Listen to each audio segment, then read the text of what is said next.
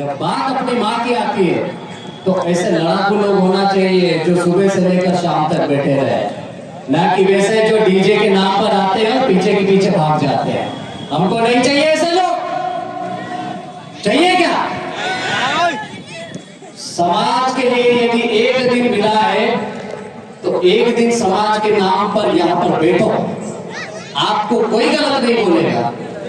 ये छोटे छोटे बच्चे देख रहे हम लोग, देखो ये बैठे, ये महिलाएं बैठी है, ये भूखे प्यासे सुबह से बैठे हो। क्यों भाई? इनको किसी ने ठेका दिया है क्या? क्या इनको रोजी रोटी की मतलब चिंता नहीं है, या फिर इनके कोई दूसरे काम की फुर्सत ही है यहाँ के बैठ गए?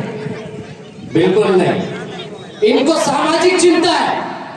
इस समाज की अंतिम पीढ़ी जो दर दर भटक रही है, उनके शिक्षा, स्वास्थ्य, रोजगार की चिंता है, उनके संवैधानिक हक अधिकारों की चिंता है, उनकी जमीनों की चिंता है। अब उसको बचाने के लिए हम लोग को इकट्ठा तो होना पड़ेगा। भले 9 अगस्त आए, 13 सितंबर आए, बिरसा मुंडा जयंती आए, चाहे तिनका भील जयंती आए, शहादत दिवस आए, हर एक दिन हमारे लिए बहुत ही महत्वपूर्ण है।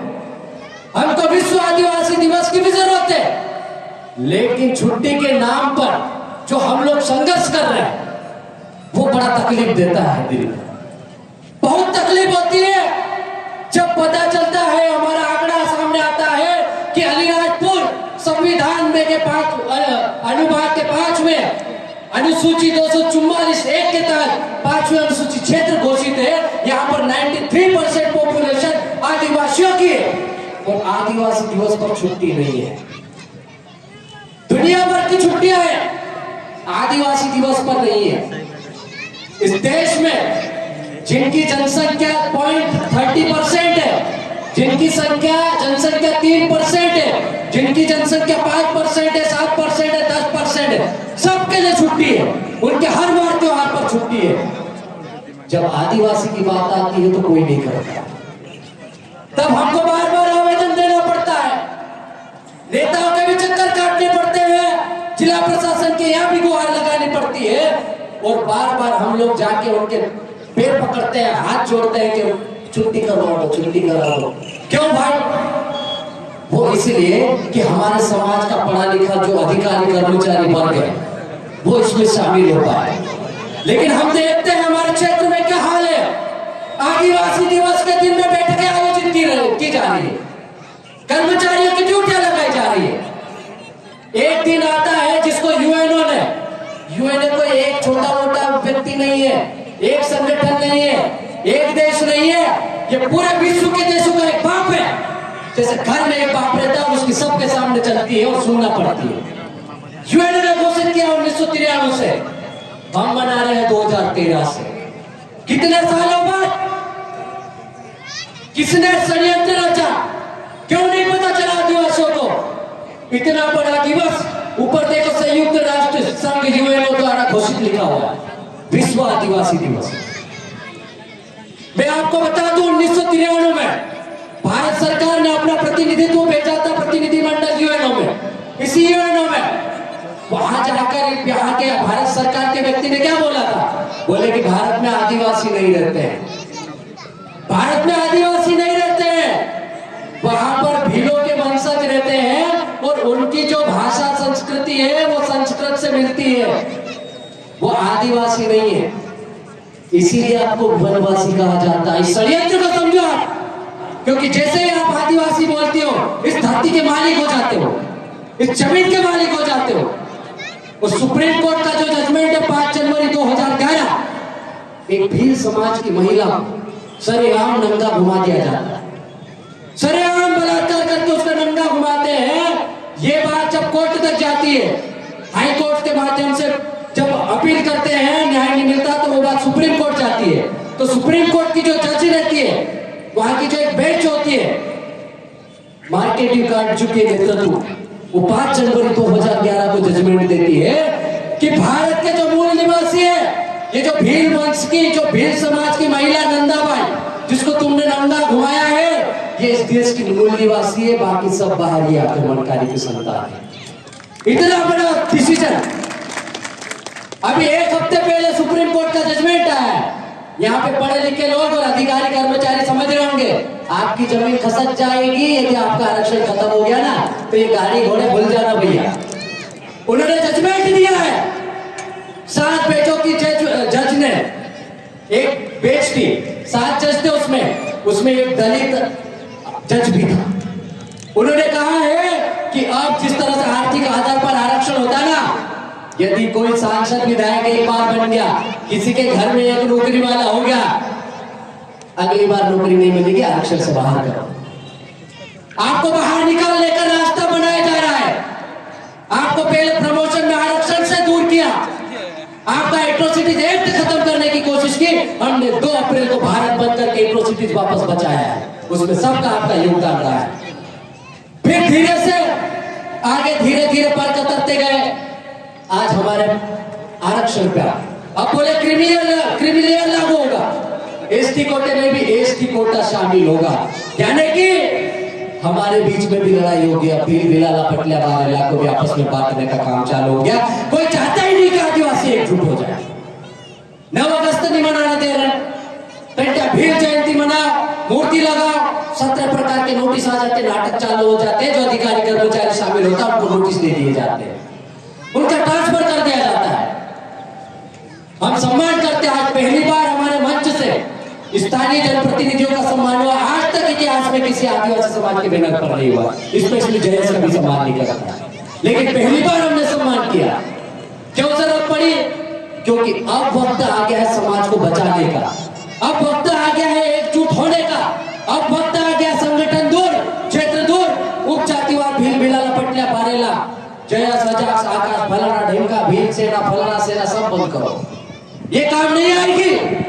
अब समाज खतरे में, आपके बहन बेटियों की इज्जत खतरे में। आप झारखंड चले जाओ, छत्तीसगढ़ चले जाओ, मध्य प्रदेश के बालाघाट साइड चले जाओ, वहां पर नक्सली मूवमेंट है। पूरे देश में, पूरे विश्व में कौन सी महिला बंदूक उठा के घूम रही है? आप पढ़ के देख लो इतिहास। कौन सी 10 साल की बच्ची या 12 साल की बच्ची के हाथ में बंदूक है? इतिहास उठा के देखो, आदिवासियों के सिवाय किसी गैर आदिवासी महिला या बहन बेटियां या छोटे छोटे बच्चों के हाथ में बंदूकें नहीं है। क्या कारण है? ये परिस्थितियां क्यों बनी? ये नौबत क्यों आ रही है? क्यों हम इतना गला फाड़ फाड़ के चिल्ला रहे हैं यहां से? क्यों आपको 5-5 बजे तक बिठा रहे हैं यहाँ पर? हम भी डीजे लाते हैं, झमाझम रैली करते हैं, आप नाचते गाते घर चले जाते हैं, लेकिन ये गलत बात है। आदिवासी समाज नाच गाने के लिए नहीं बना है। आदिवासी समाज सीना ठोक कर उस समय तीर कमानों से, गोफनों से, धारदार पालियों से, बंदूक और तोपों से मुकाबला करके ये जमीन बचाई। आदिवासी समाज का बलिदान है। ये जो 5वें अनुसूचित क्षेत्र है, ये जो आपके पास आधा 1-2 हेक्टेयर जमीन है, ये बिरसा मुंडा का आंदोलन है, ये टंट्या भील का संघर्ष है।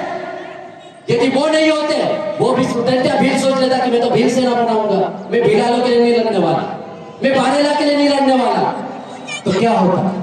यदि बिरसा मुंडा सोच लेता कि मैं सिर्फ मुंडाओं के लिए लड़ूंगा, झारखंड में लड़ूंगा, तो आप उसको पूछते क्या? इतनी बड़ी लड़ाइयां हुई और हम छोटी छोटी चीजों में बट गए। आपसी संघर्ष को बढ़ावा दे रहे हैं, ये गलत बात है। आप समाज को बर्बाद करने पे तुले हो। आप समाज को बर्बाद नहीं, आप समाज को मारने पे तुले हो।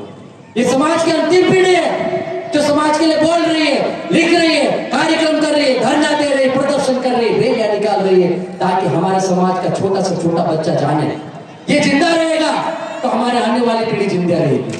आज हमने भूपेन भाई नामक एक हमारे साथी है, भूपेन भाई का यहाँ तो मंच पे आ जाए। भोरजा का भूपेन भाई बेरोजगार युवा है, पढ़ा लिखा बैचलर का आदमी, ऊपर भाई शर्मा मत, इधर बताना चाह रहा हूँ।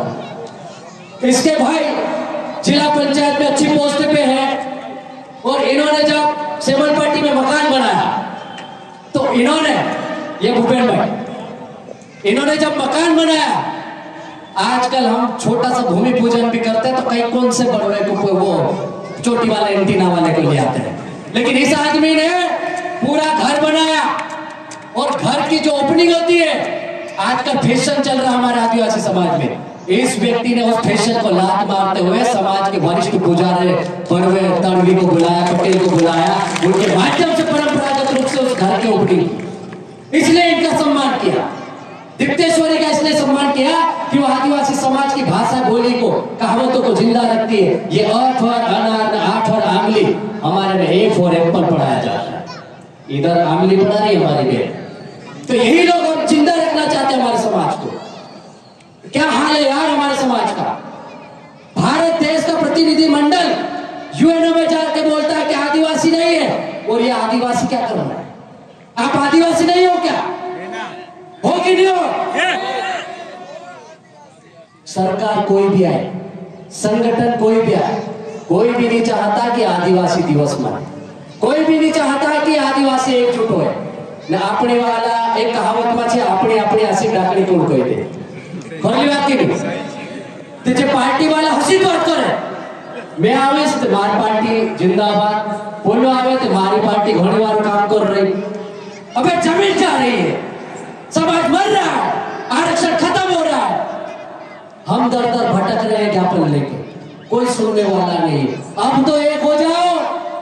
हम लोग बार बार बोल रहे हैं, आपका मान सम्मान कर रहे हैं, आपके घर जाके निमंत्रण दे रहे हैं, इसीलिए कर रहे हैं कि हमसे कोई गलती हुई होगी पिछले साल या 10 साल पहले, हम उस गलती को सुधारना चाहते हैं। लेकिन आप इस समाज के मंच पर आए, गैर आदिवासियों के मंच पर जाते हो, भाई भाई जैसे एक ही गले में हाथ डाल के खूब नाचते हो, लेकिन जब आदिवासी समाज की बात आती है तो सारे नेता पर्दे के पीछे से गायब हो जाते हैं, जैसे कि हम उसको डांट खाएंगे। ये बहुत ही गंदी आदत है, ये बुरी बात है, इस चीज को खत्म करना है। अब ये लड़ाई हमारी आपसी लड़ाई नहीं है, हमारी कोई संगठन या पार्टीवाद से लड़ाई नहीं है, किसी सरकार पर पर्टिकुलर सरकार से भी लड़ाई है। क्योंकि 1993 से आदिवासी दिवस मनाया जाना था, कभी नहीं मना पाया। 2013 में भी संघर्ष करना पड़ रहा था, और 24 में भी छुट्टी नहीं है। तो ये सब बेवकूफ बनाने के काम कर रहे हैं। इस देश की सर्वोच्च पद पर हमारे आदिवासी समाज की महामहिम राष्ट्रपति महोदय विराजमान है। इससे बड़ा कोई पद नहीं होता इस देश में, राष्ट्रपति से बड़ा कोई पद नहीं है देश में। लेकिन उनको भी आदिवासी छुट्टी दिवस घोषित करवाने में शर्म आ रही, वो भी नहीं बोल पा रहे। हमारे क्षेत्र में विधायक है, सांसद है, सरपंच बनाने वाले हैं, दुनिया भर के नेता बन गए। ये आर्टिकल 330, 332 है ना, ये ऐसे ही नहीं मिला है, ये संविधान में हमारे बाप दादाओं का संघर्ष रहा है, उन्होंने बलिदान दिए। ये जो लैंड एक्विजिशन एक्ट है, जो भूमि संपादन अधिनियम है, ये जो क्षेत्र है जिसमें कहा जाता है कि यहाँ पर ग्राम सभा ही सर्वोपरि है, न लोकसभा न विधानसभा, सबसे बड़ी ग्राम सभा। यहाँ पर गैर आदिवासी के 1 इंच जमीन नहीं है, गैर आदिवासी तो क्या सरकार भी नहीं ले सकती है। तो ये छोटे मोटे मामले नहीं हुए थे, उस समय 1 लाख से अधिक आदिवासियों ने एक साथ बलिदान दिया। वो भगवान बिरसा मुंडा का योगदान था, उनके नेतृत्व में आंदोलन हुआ। सोच सकते हो आप, 1 लाख लोग किसको बोलते हैं, इतने सारे लोग मिले। उस समय उनके पास बदन पे ढकने के कपड़े नहीं होते थे, हाथ में बस तीर कमान के सिवाय कुछ नहीं, गोफर पाले। सामने वाले के पास तो और बड़ी बड़ी बंदूकें। उन्होंने बिरसा मुंडा को भी लालच दी, बोले कि तेरे को बिरसा मुंडा अलीराजपुर जिला ने आपको धार झापा बढ़वा है, इनको संभाग देता हूं, जा तेरे को जितना पैसा चाहिए ले ले। लेकिन बिरसा मुंडा पीछे नहीं है। ये संघर्ष रहा। उसको जब जेल में भेज दिया गया तो उसकी चमड़ी निचोड़ी गई, चमड़ी छील देते जैसे हम लोग बकरा काटते कि नहीं, और उसकी चमड़ी खाल निकालते, ऐसी खाल निकाली गई बिरसा मुंडा की। बिरसा मुंडा मर गया, शहादत दे दिया, लेकिन वो एक कदम पीछे नहीं हटा। वो आखिरी दम तक मरते मरते बोलता रहा कि मैं नहीं तो मेरे समाज का उलगुला मेरे बाद में जिंदा रहेगा और वो तुम्हारे से लड़ेगा। उन्होंने डंडा भीड़ के आंदोलन को आगे बढ़ाया, इन सब के आंदोलन को बाबा साहब ने आगे बढ़ाया, जयपाल मुंडा ने आगे बढ़ाया। और हम जैसे लोग छोटे मोटे ऐसे मुंह फाड़ के जो चिल्ला रहे ना, ये भी एक आंदोलन ही है। बाबा साहब ने जब संविधान दिया था ड्राफ्टिंग कमेटी को, ये हमारे जो देश के सर्वोच्च नेता थे उनको, तो उन्होंने कहा था कि ये जो संविधान है, मैं बस 2 मिनट में बात खत्म कर रहा हूँ, ये जो संविधान है ये कितना भी अच्छा क्यों ना हो, लेकिन इसको पढ़ने वाले, लिखने वाले और लागू करने वाले जब तक दिल्ली और भोपाल में और जज जो सुप्रीम कोर्ट में बैठे अच्छे नहीं होंगे तो ये संविधान तुम्हारे खिलाफ ही होगा। और नतीजा एट्रोसिटीज एक्ट, नतीजा प्रमोशन में आरक्षण, और नतीजा 1 हफ्ते पहले जो निर्णय आया, देख रहे ना, वहां पे हमारा व्यक्ति नहीं, और जो छुट के जाते हैं वो पार्टी के गमछे डाल के जाते हैं। तो पार्टी वाला इधर ज्यादा उछले तो ऐसा गमछा खींच देता पीछे, तो वो बोल ही नहीं पाता। मैं ससम्मान बोलना चाहूंगा, इस जिले में पहली बार चुन के गए हमारे भाभी जी सांसद महोदया, आप सभी ने वोट दिया, कोई नहीं बोल सकता कि हमने नहीं दिया, सबने दिया, तभी वो चुन के गए। और उन्होंने मान सम्मान से पहली बार उस सदन में चौपट क्षेत्र की खट्टाने के लिए आवाज उठाई। वहीं पर सड़कों पर हमारी दूसरी भाभी जी सेना महेश पटेल ने भी यहाँ पर आंदोलन किया। तो ये कहीं ना कहीं हम लोग जो आंदोलन चला रहे हैं, ये जो आप आवाज उठा रहे हैं, उसी का नतीजा है। बाकी समय बहुत सारा हो चुका है, हम लोगों को आगे रैली भी निकालना है, ढोल मादल आगे रहेंगे। आप लोगों ने मुझे समय दिया, मैं आपका बहुत बहुत आभारी हूँ, क्योंकि मैं बोलना नहीं चाह रहा था, लेकिन मुझे ऐसा लगा कि पूरे कार्यक्रम में एक मैसेज नहीं गया सम्मान के सिवा, इसलिए मुझे बोलने पे मजबूर होना पड़ा। तो हम लोग